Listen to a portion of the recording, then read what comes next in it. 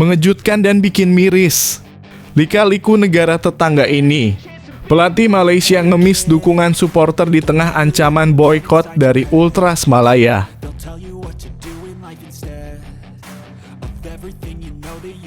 Belum persembahkan trofi buat timnas Indonesia, sosok ini bela habis-habisan Shin Tae-yong sampai bilang serius banget seperti ini.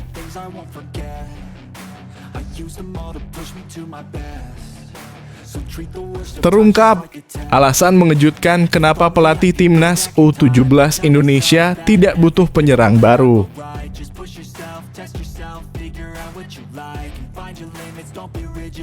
Olimpiade 2024 panjat tebing sumbang emas, timnas U23 Indonesia gagal lolos di rintangan terakhir.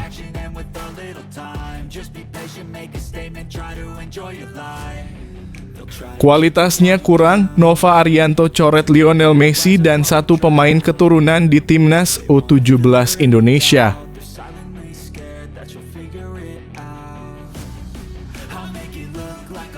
Ramadhan Sananta menggebrak.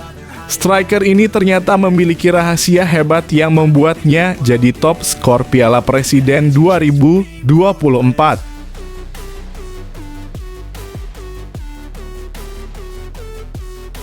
Shin Tae-yong pusing jelang timnas Indonesia main di kualifikasi Piala Dunia 2026. Tom Haye bisa kehilangan tandemnya di laga kontra Arab Saudi.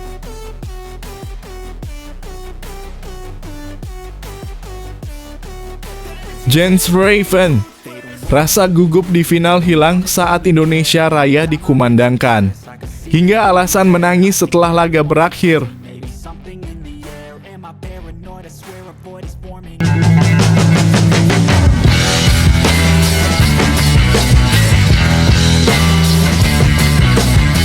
Sebelum kita lanjut ke berita terlengkapnya, alangkah mulianya bagi kalian untuk tekan tombol like, dan yang belum subscribe, tolong subscribe channel ini.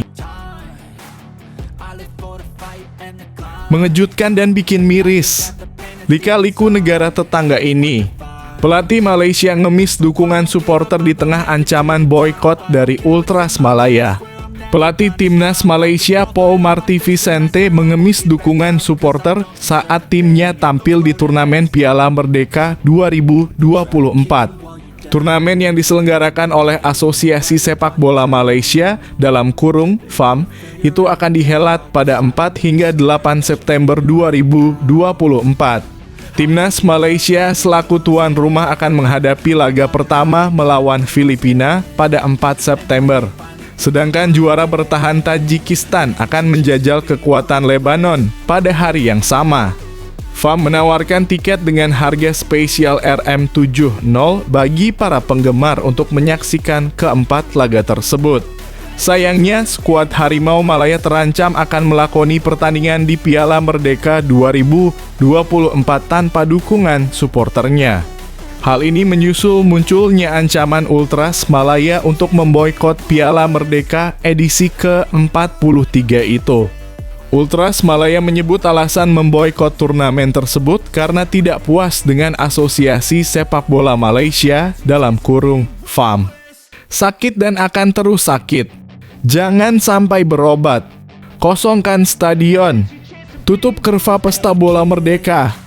Ultras Panthers dalam unggahannya di X juga mengumumkan akan memboikot Piala Merdeka 2024. Isu mundurnya Kim Pen-gon, surat dan minimnya rasa empati atas kejadian yang menimpa para pemain timnas, khususnya kasus Faisal Halim, menjadi salah satu alasan di balik keputusan tersebut. Setelah dilakukan pembahasan, maka dengan semangat dan kebulatan suara yang sama, Ultras Panthers tidak akan turun untuk seluruh pertandingan di Pesta Bola Merdeka 2024, tulis Ultras Panthers.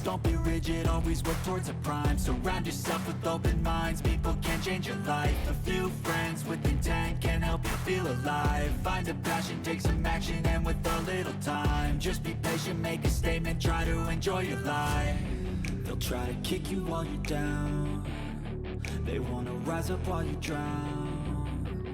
They wanna fill your head with doubt. They're silently scared that you'll figure it out. I'll make it look like I'm losing Belum persembahkan trofi buat timnas Indonesia, sosok ini bela habis-habisan Shin Tae-yong sampai bilang serius banget seperti ini. Sejak Shin Tae-yong memimpin timnas Indonesia, ada kemajuan signifikan dalam kualitas pemain dan permainan di lapangan. Shin Tae-yong berhasil mengembalikan kejayaan timnas Indonesia di pentas sepak bola Asia Tenggara. Strategi cerdasnya menggabungkan pemain lokal dengan pemain naturalisasi seperti Justin Hubner, Jay Itzes, Sandy Walsh, Tom Haye, dan Saina Patinama menjadikan skuad Garuda semakin tangguh. Berkat strategi tersebut, timnas Indonesia berhasil menembus 16 besar Piala Asia untuk pertama kalinya.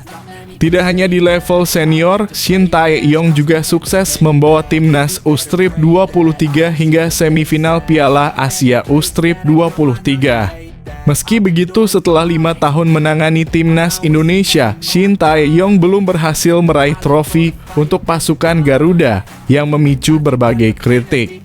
Pelatih berusia 53 tahun ini sering mendapatkan sorotan tajam dari publik.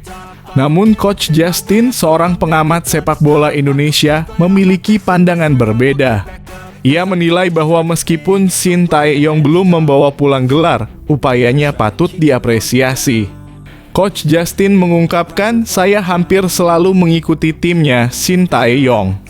Banyak yang mempertanyakan performa tim, namun Shin Tae-yong tetap fokus dengan visinya." Menurutnya, keputusan Shin Tae-yong untuk merombak 2 generasi pemain dan memprioritaskan pemain muda menunjukkan keberanian dan hasil yang nyata. Ada hasil nyata dari strategi yang diterapkannya berbeda dengan beberapa pelatih lainnya, tambah Coach Justin. Sebagai perbandingan, Justin menyebutkan bahwa meski Singapura telah 4 kali memenangkan Piala AFF, mereka masih belum bisa meraih kemenangan di Piala Asia.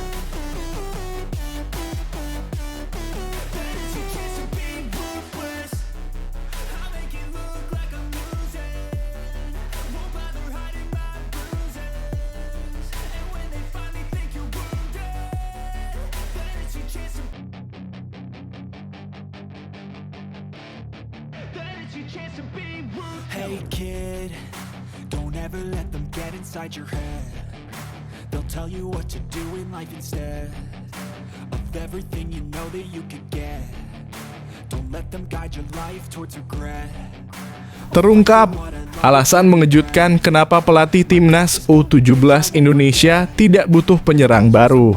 Pelatih timnas U17 Indonesia Nova Arianto baru-baru ini mengungkapkan fokus utamanya dalam seleksi pemain menjelang kualifikasi Piala Asia U17 2024. Meski saat ini timnya sudah memiliki 21 pemain dari ASEAN Cup U16 2024 yang sebelumnya meraih posisi ketiga di Piala AFF U16 2024. Nova merasa timnya masih membutuhkan tambahan kekuatan. Ia memanggil 32 pemain untuk menjalani seleksi dengan harapan bisa menemukan bakat terbaik yang mampu memperkuat skuad Garuda Asia. Nova yang dikenal sebagai mantan pemain Persib Bandung menyatakan bahwa dia sudah memiliki kriteria khusus dalam memilih pemain. Selain mengutamakan tinggi badan dan etos kerja, mental pemain juga menjadi perhatian pentingnya. Ia ingin pemain yang tidak hanya berbakat, tetapi juga memiliki mental yang kuat untuk menghadapi berbagai tantangan dalam pertandingan. Menariknya, Nova mengungkapkan bahwa saat ini dia tidak mencari penyerang. Setelah mengevaluasi performa tim di Piala AFF U16 2024, dia merasa kebutuhan utama tim terletak pada posisi lini belakang. Oleh karena itu, fokus utama dalam seleksi kali ini adalah menemukan pemain belakang yang handal untuk memperkuat pertahanan timnas U17 Indonesia. Dengan tujuan memperkuat lini belakang dan meningkatkan kekuatan tim secara keseluruhan, Nova berharap seleksi ini akan menghasilkan pemain-pemain yang mampu memberikan kontribusi signifikan bagi tim Merah Putih.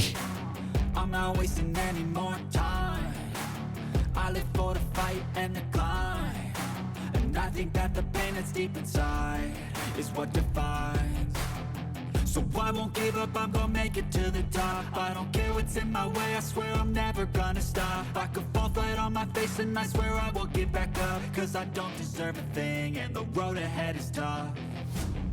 They'll try to kick you while you're down. They wanna rise up while you drown. They wanna fill your head with doubt. They're silently scared that you'll figure it out. Olimpiade 2024 panjat tebing sumbang emas, Timnas U23 Indonesia gagal lolos di rintangan terakhir. Timnas U23 Indonesia gagal di rintangan terakhir untuk lolos ke Olimpiade Paris 2024. Kontingen merah putih membawa pulang emas melalui Fedrik Leonardo. Olimpiade Paris 2024 akhirnya memberi kabar bahagia bagi fans olahraga tanah air. Setelah bulu tangkis gagal memberikan prestasi, medali emas akhirnya disumbangkan panjat tebing. Fedrik Leonardo meraih medali emas pada putaran final di Le Bourget, Prancis, Kamis (8 Agustus 2024 sore waktu Indonesia Barat). Pada laga final, Fedrik membukukan waktu 4,75 detik mengalahkan Wu Peng dari Cina yang 4,77 detik. Kesuksesan cabur panjat tebing itu hendaknya dijadikan cabur sepak bola untuk memacu diri. Sepak bola hampir lolos ke putaran final untuk pertama kali sejak 1956 pada edisi 2024 ini. Timnas U23 Indonesia asuhan Shin Tae-yong hanya butuh 1 kemenangan di Piala Asia U23 2024 untuk meraih tiket ke Paris.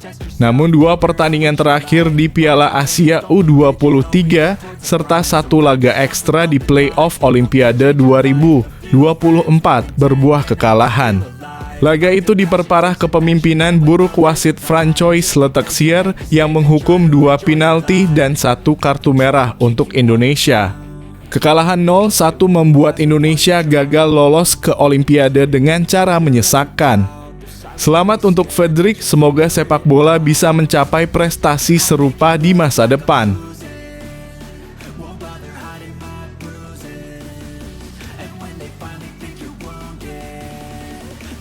Chance to be ruthless.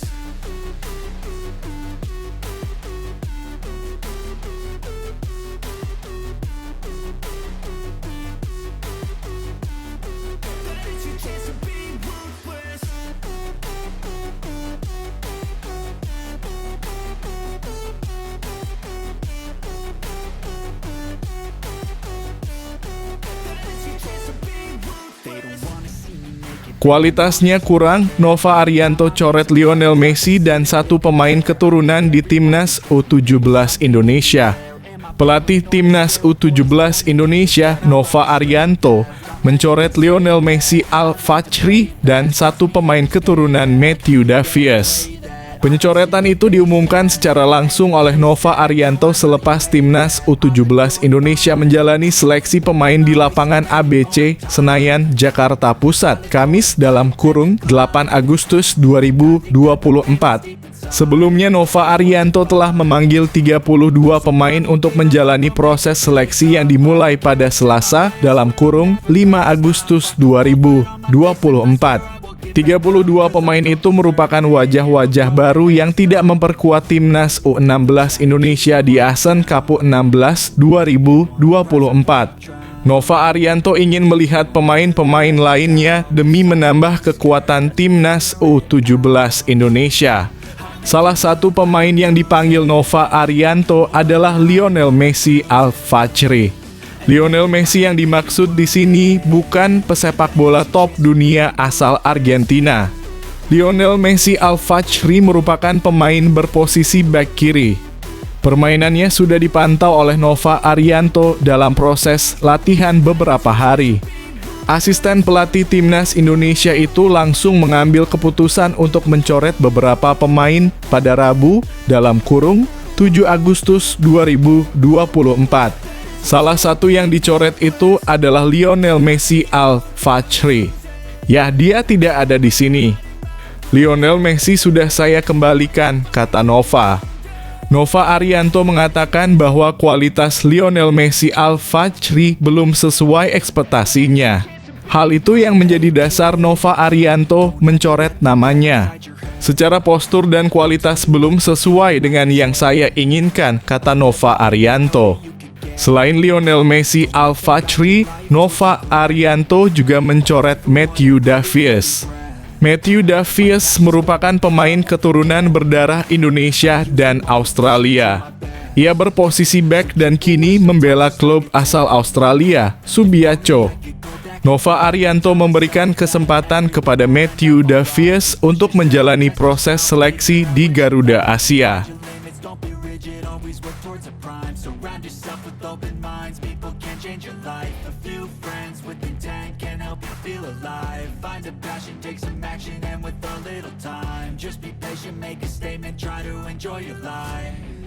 Try to kick you while you're down.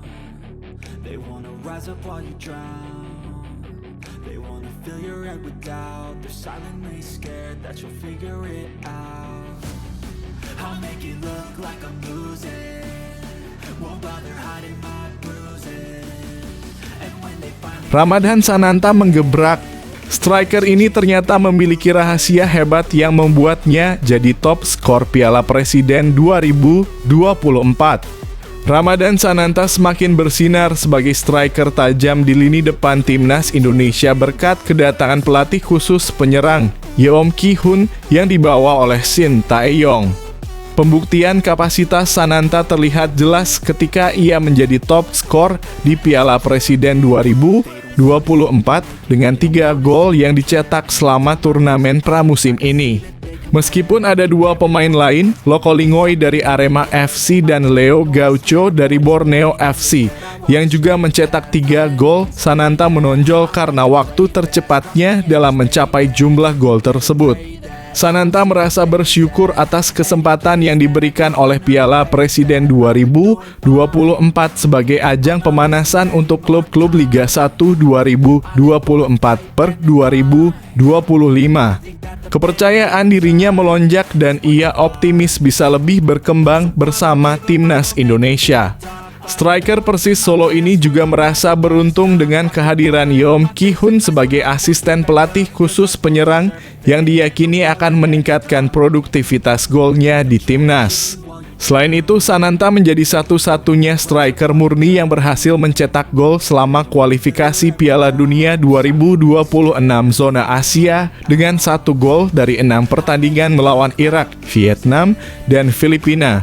Meskipun timnas Indonesia mencetak 8 gol pada babak tersebut, kontribusi Sananta menjadi sangat berarti karena ia adalah striker murni. Berbeda dari Ragnar Oratmangoen dan Egy Maulana Fikri yang berperan sebagai penyerang sayap. Melihat pentingnya peran striker murni, Shin Tae-yong menyadari kebutuhan untuk menambah kekuatan lini depan timnas Indonesia dengan mencari striker keturunan murni guna meningkatkan daya serang tim.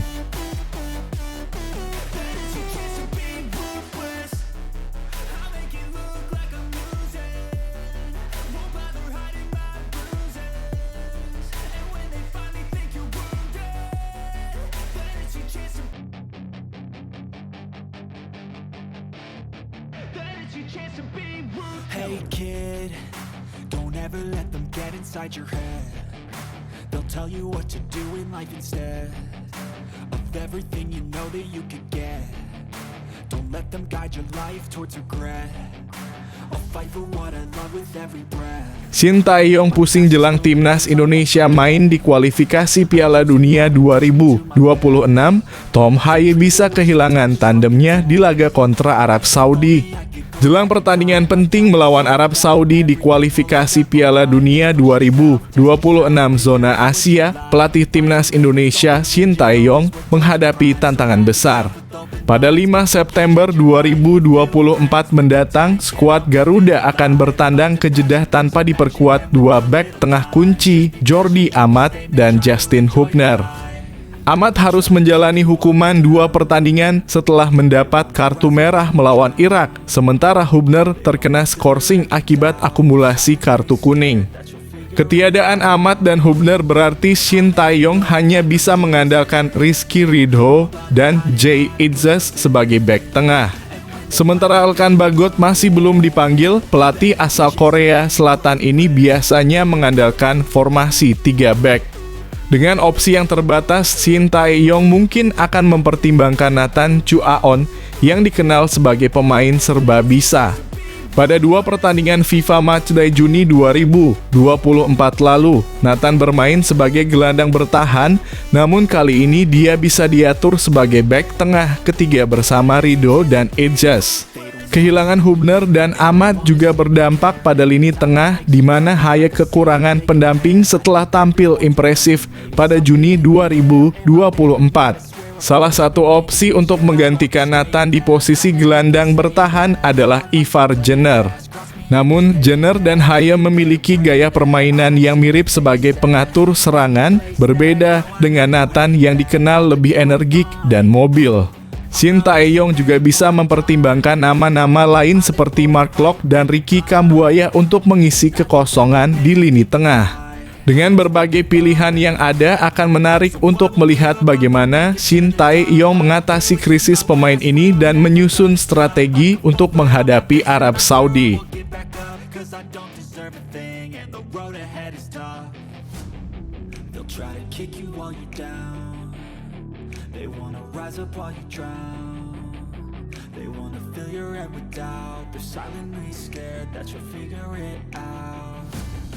I'll make it look like I'm losing. Won't bother hiding my bruises. And when they finally think you're wounded, then it's your chance to be ruthless.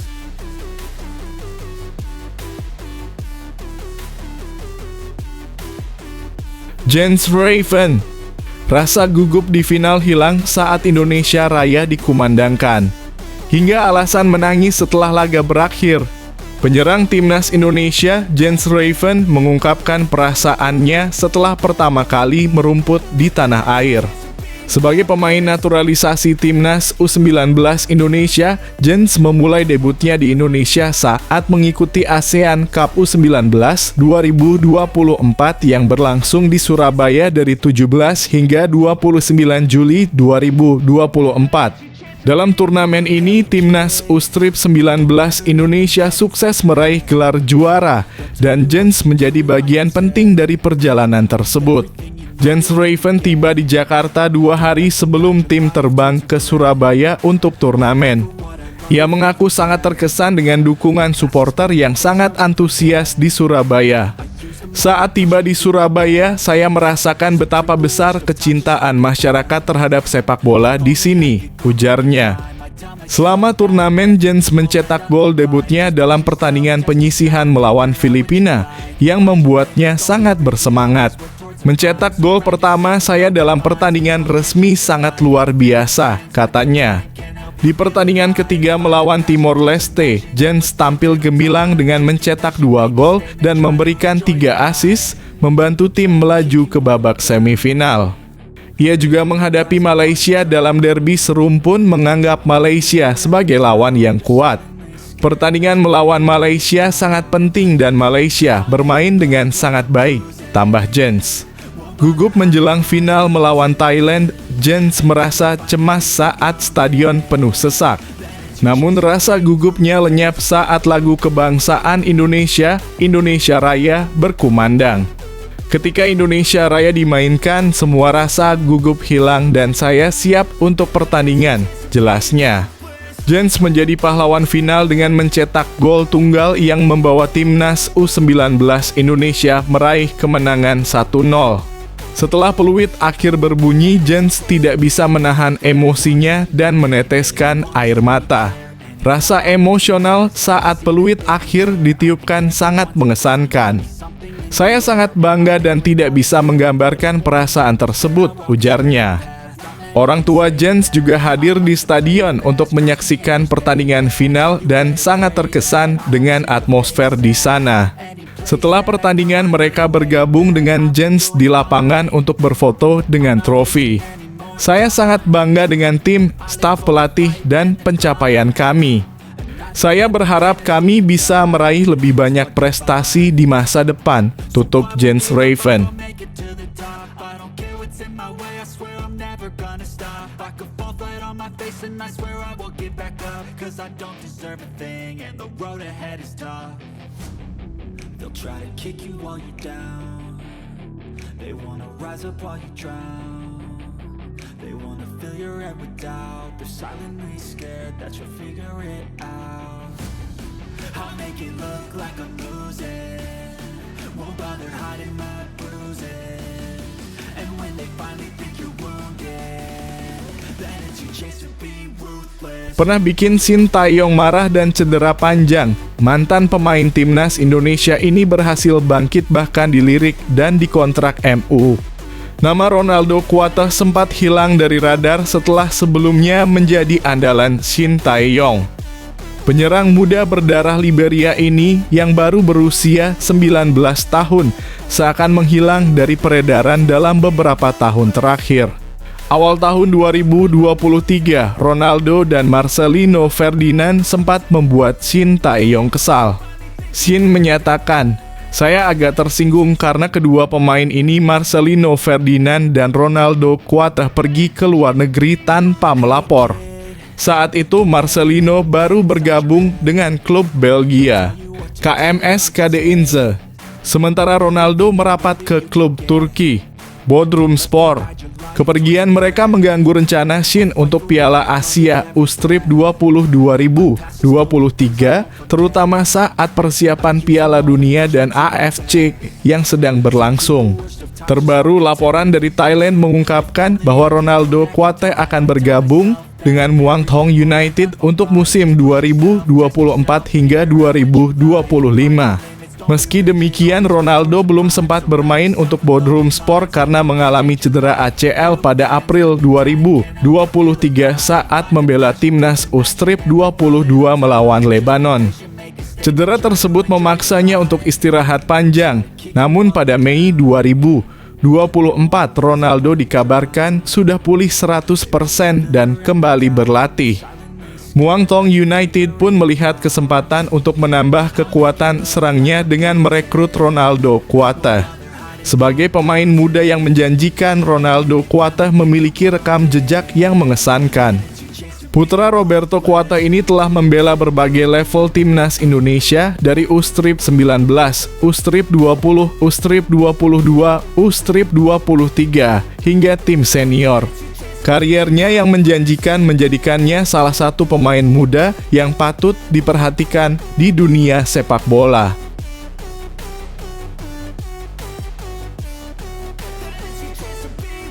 They don't wanna see me make it, they don't wanna see me care. Anytime I make some progress, I can see that they compare. I think everyone's against me, maybe something in the air. Am I paranoid? I swear a void is forming and they're scared. I walk a straight path, not many can say that. I like to play fast, cross me and there's payback. You better pray that I don't see your face at any place that I go. I know you hate that. I've been doing fine, I'm not wasting any more time. Tegas dan lugas, Erick Thohir perintahkan klub Liga 1 untuk beri menit bermain kepada pemain timnas Indonesia. Ketua Umum dalam kurung Ketum PSSI Erick Thohir memerintahkan klub Liga 1 untuk memberi menit bermain kepada pemain timnas Indonesia. Hal itu berlaku baik untuk pemain timnas Indonesia senior ataupun kelompok umur di Liga 1 2024 hingga 2025. Sebagaimana diketahui, Liga 1 2024 hingga 2025 akan mulai bergulir pada 9 Agustus 2024. Laga pembuka ajang itu mempertemukan Persib Bandung melawan PSBK Biak di Stadion Sijalak Harupat, Bandung, Jumat 9 Agustus 2024. Erick Thohir mengatakan kuota pemain asing Liga 1 memang sudah ditambah menjadi 8, meskipun hanya 6 yang dapat turun laga.